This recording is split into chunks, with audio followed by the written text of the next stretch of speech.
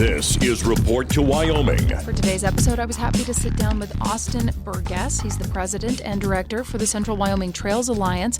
He's also a small business owner of Bike Lab 307 and a construction superintendent for GRB Construction. In this episode, we talk about what the Central Wyoming Trails Alliance has been doing for the past decade. The lifeblood of their organization is the outstanding Casper outdoor community and their continued persistence in coming together to help dig new trails. I guess let's start just giving people more information about Central Wyoming Trails Alliance. It was founded in 2014, if I'm correct? Yes, that is correct. Okay. We've been an organization for, we'll be going on 11 years now, but 10 years. It's been primarily a volunteer organization, and just this past year we've expanded and gone to an executive side and brought on a executive director, which is actually myself, and being able to get a lot more done in the community that way as well, because we're in more of a full-time capacity now than just a volunteer part-time capacity. Gotcha. And then how do you guys get funding? Yes, so we get funding from multiple sources. We typically get a lot of donations throughout the year, but this year we really pushed to get funding. We were lucky to be able to get McMurray Foundation funding. We were lucky to get a amazing grant from Wyoming Community Foundations, and that was a $25,000 grant for general operations funding. And we've had some other donors. Joanne and Shane True donated to us as well. And we're continuing our fund gathering as the year goes on as well. So we're about halfway funded, as the year is about halfway over as well. So we're funding as we go. It's kind of more like a grassroots organization that is we're trying to get that initial funding to get started. It almost feels like it's a brand new organization in some respects, even though we have been around for a while. Okay. When did you become the executive director? July 1. So, yeah, it was just recently. So we've been playing around with the idea for, a year and a half on if we wanted to go this route. And just as life has it, I was put in a position to be able to do that. So I've been watching our funding stream come in and trying to make the right choices on when was the right time to actually start. Right now I'm on more of a part-time capacity, but I am doing pretty much every day up on the mountain at least 6 hours of trail building, advocacy, and education throughout the week. So, Okay. Were you involved in any capacity before July?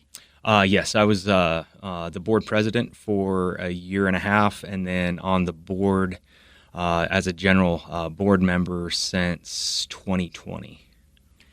Wow. And how have you in the last 4 years seen it change and grow? It's been an amazing transformation of what the organization has done. The Central Wyoming Trails Alliance is responsible for most of the trails that are up on Casper Mountain right now that we use, the Eadsville Trail System kind of being that most popular trail. And CWTA, that's what I'll be saying from here on out, probably, is CWTA, had the awesome opportunity and relationship to be able to build those trails up on Casper Mountain. So they were sanctioned trails. They were approved by the county. And, leadership changed in the counties as far as the county goes, and there was a big stop. Do you mean like the commissioners? The commissioners, yeah, there's a lot of changes. There wasn't a designated parks manager. Gotcha. Which now there is a dedicated parks manager. So it was a lot more difficult in the past to be able to get more trails approved. So, and there was burnout, I believe. I can't speak for the other people that were on the board and which are no longer on the board, but there was burnout and some frustrations. So when I got on the board, found out that there was really no plan, and there was a plan being developed, and then with Visit Casper, they were able to raise funds to get a master plan done for Casper Mountain, and that's actually kind of that foundation that we're working on right now is what's called the Kalin Master Plan. It's a planning firm out of Colorado that came up and did a site assessment and did a great job as far as getting a good idea of what we want up on Casper Mountain. did the whole public comment period and found out what the public really wanted up there. So that was kind of the first true growth that we saw, and that's right when I got brought on. So I got to see the organization grow immediately, and it just so happened that have been really passionate about it, and the board wanted me to move into another position, which I got voted into the secretary pretty much immediately, and have just grown from there. And then when I took the helm of the organization, had great support from the board.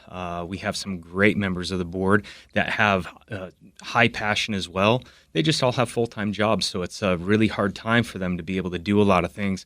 I've been blessed with some jobs that I've been able to be flexible in and move the organization forward as best as we could on a volunteer-only basis. And now, like I say, we're more in that full-time capacity. And so some of the things we're seeing developed now are seeds that were planted then maybe 4 years ago. Absolutely. And in fact, before then, I would say that these seeds have been planted in probably the late 90s, early 2000s. Wow. It's just we're now finally seeing the fruits of this of these efforts put in from all these community members that have advocated and really wanted expansion of the trails up there. The big expansion was in that 2016-2017 time where we saw the Eadsville Trail System, I'll call it the Eadsville Trail System. It's the Casper Mountain Trail System, really blossom into what it is today, but we're still small. It's not really a destination area yet. We need to hit that 15-mile trail system to really be a destination area. And with the implementation of the Kalen Master Plan trail design, we will be there. And that's one thing that we're working forward on, is being able to get that 15 to, I think the overall is going to be about 19 and a half miles is what it looks like. Okay. Eadsville right now, is it 5 miles? Yeah, approximately 5 miles. Okay. That's one I like running on that one. I get lost up there. This is the first summer I've really explored. This is my third summer here. The first one was just gone in the blink of an eye. But then last year I started kind of checking out the Platte River trails, and now I'm on the mountain a lot more, which is really fun. It is a great resource that we have as residents of Casper, and of course brings in tourism and visitors and that sort of thing too. Absolutely. That's great that you're using it. And in fact, we've seen a huge influx of users. Me being up there almost every day, I get to see a whole bunch of people. I see new people every day, multiple mountain bikers, multiple runners, walkers, dog walkers, stuff like that. So it's really neat to see the different user groups, because we affect such a vast, different group of people than what like the niche organizations do. Cross country skiing is amazing here, but that's just one organization that one sport. So we affect all sports, and that's what's really amazing about that. And what we can provide is a good, clean, safe trail system that people can enjoy. So I'm glad you're up there. Yep, so true, because I have 2 little kids, as our listeners know. So there are times where they don't want to do a 5 mile, but I can do a 1 mile. There's a lot of variety, and I appreciate that too. Before I get into projects and events, I want to grill you a little bit more about yourself, if that's okay. Okay. What kind of experience do you have that lends itself to this job you have now? That's a great question. So I'm going to kind of go back in time a little bit. Like I said, the seeds were planted many, many years ago, and this is actually before I even got involved in cycling. I'm going to kind of probably age myself just a little bit here. Back when I was a teenager, in about 1996, we started building unsanctioned trails, if you will, up on Casper Mountain. If you've been on the Pinball Trail, yep. That's one I built when I was 17 years old. Oh. And it's not a great trail. But we're going to fix it. It's going to be a lot better. So I began my passion for trail building, getting out and doing that sort of stuff when I was a teenager. I moved into wildland firefighting and did a lot of fuels mitigation work, hazard tree mitigation. I was on the fire. I was on a fire crew. Did that for quite a few years, and as life leads us into different directions, I went into construction. I worked for my dad for quite a few years. He's a general contractor and was also a city Casper firefighter. and which that job lends you to be able to have those days off so you can run businesses and stuff like that. Mm-hmm. And I worked for him, so I got some great construction experience. It was we had really small crews, but I ended up running crews in the fall and stuff like that because he was also an outfitter and guide, and he needed somebody to take over the company. So I got construction management experience from that.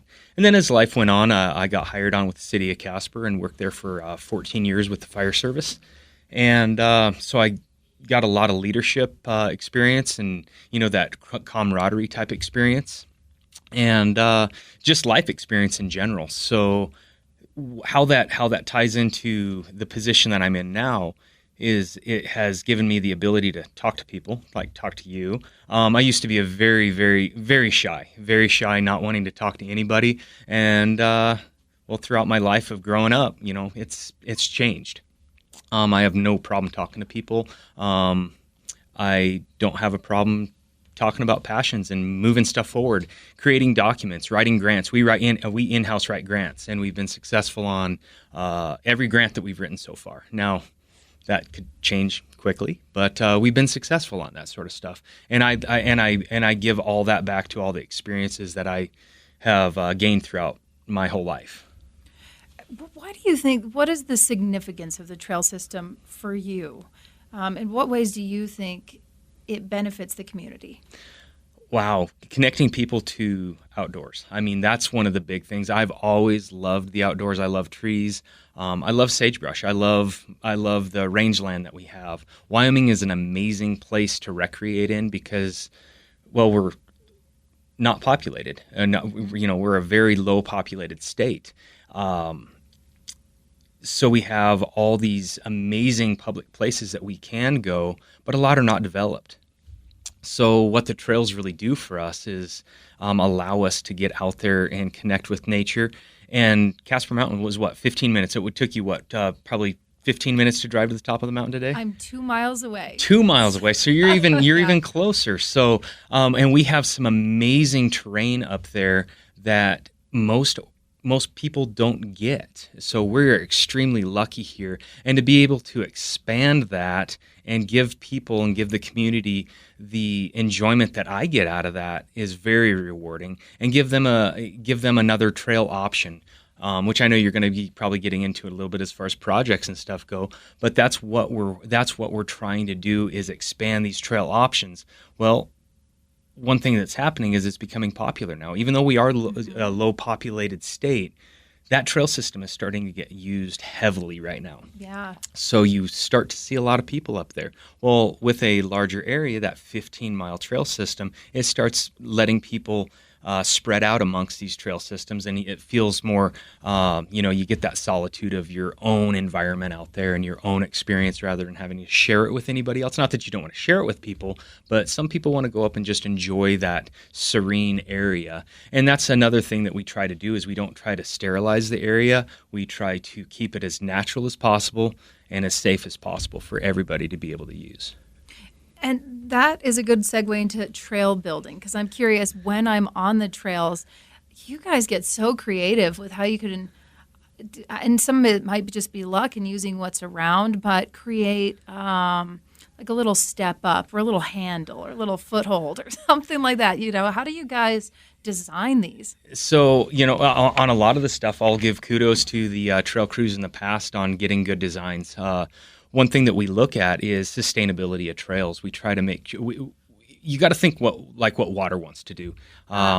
If water wants to flow down a trail, it's going to probably auger out that trail, create a big old rut. And we don't want that, right? Because that's a maintenance problem. So when we're creating these side slope trails, the root systems and stuff develop over time, and it creates these, nature actually creates, and the use erosion creates these neat areas. But one thing that we do look at is when we're doing our trail designs is where would be the best place for us to go. We don't take vegetation in consideration a whole lot. If there's a if there's an old growth tree right there, obviously we're not going to be taking that old growth tree out, but we don't necessarily aim for things or try to avoid things. We want to try to create that trail that's the best for the user. That doesn't mean that we're going to be disrespectful to the environment by any means, but vegetation we're able to move, we can replant and stuff like that. So there's a lot of thought that goes into the actual trail design, layout, and implementation of these trails. And of course, we want to make it so it's easier for us to build as well, so we're not out there all summer long on one short little section of trail. But a lot of times, we're looking for these alternate little lines, if you will, or these little side trail features, especially for the mountain bikers. They really enjoy that because what ends up happening is you memorize your trails and they get boring. And we don't want them to be boring. So if we do all these alternate little side hits, if you will, it creates a little bit more fun experience and can give people a little bit more, elevate their ability level as well when we put in these harder things in trails. And then erosion does that too. And it changes the trails all the time. Hopefully not too much, because then we got to go fix that. But like I say, I'll give a lot to nature and the people in the past for designing some pretty good trails that we have up there. Yeah, I like that people of all ages too, and different accessibility levels. They can access trails too. There's a lot of variety. I think you guys are doing a great job. Thank you. So, yeah. Now, as far as things that you're working on now, I saw on your website it's called like Trail Talk. Yep. I think is like a newsletter or something, kind of a blog that you guys put out. Yes. Okay. And that updates people on what's going on. I'll have to check that out more often because that's helpful. Yes. So we kind of implemented that kind of near the beginning of the summer. It was kind of an idea that I had that rather than just doing social media posts, that we needed to come up with something a little bit more substantial that we could put out every week. And I actually kind of robbed the idea from the Sheridan Community Land Trust folks up there in Sheridan. And they put out some really cool weekly articles and stuff like that. And I was like, you know what, we need to do that here for Natrona County or Central Wyoming.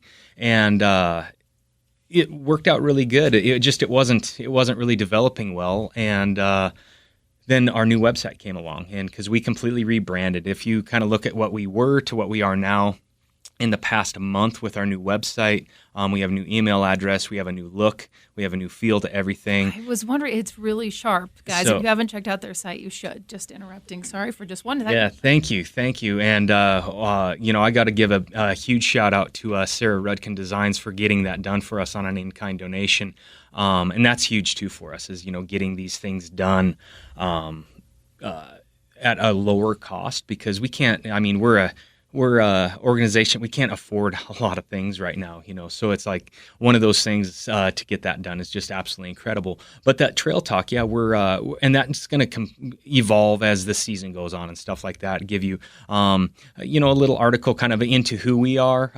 Trail condition reports come out of that as well. Now that's a separate page now in our website, which that used to be in the Trail Talks.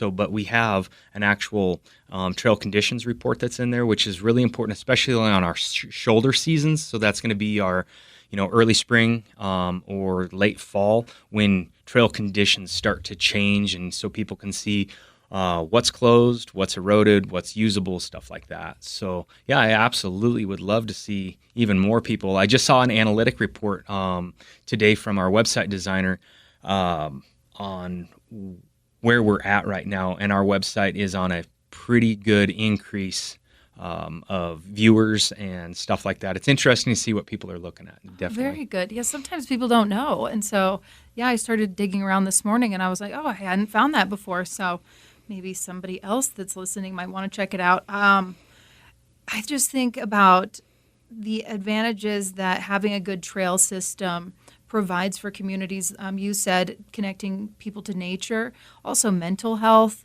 physical health. What an amazing asset.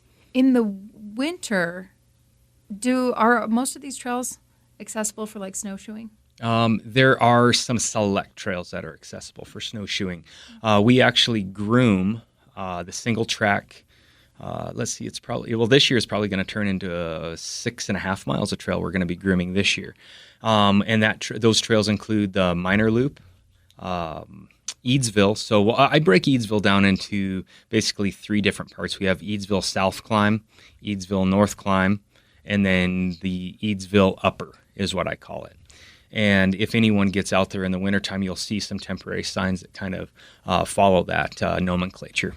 Okay. And then we also groom Copper. So we have some loop options. So you can go up Eadsville to Copper, cut across, come back down. A lot of people do an out and back. They go up Eadsville South and right back down as far as the snowshoers go.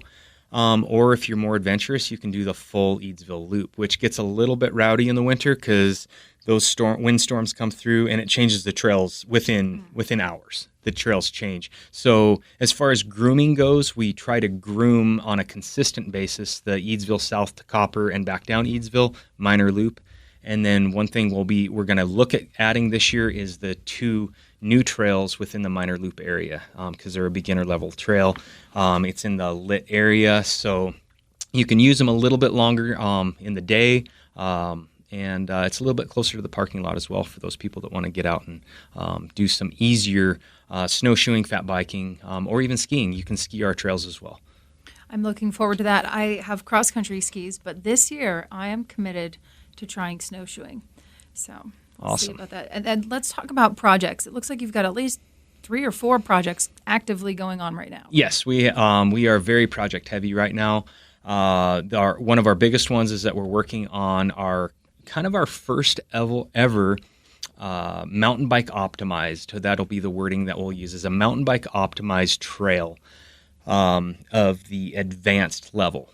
So one thing that our trail system does not have a lot of are advanced level trails. We have a lot of advanced level riders in this town. Casper has kind of really been known for creating some amazing athletes, and that does not stop with mountain biking. We have some amazing athletes here as well. Well, they've been asking for these trails for years. And we have in the past have had only one short little section of what's considered a black trail, which is that advanced level trail. It's very short, very fast. It's over within seconds. Cool. So now we're going to be able to create a trail that's I think it's about 6 to 7 times as long as what the current one is, and it is more of a downhill travel. We'll allow some uphill travel if people want to attempt that.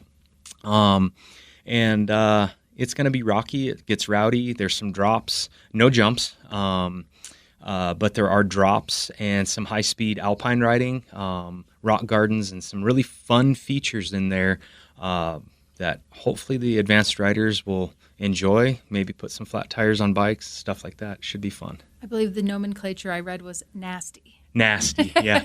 Yeah. I thought that was fun. Yeah. Okay. Yeah, and then other projects we have going on, we have... working on the Kalen Master Plan implementation as well.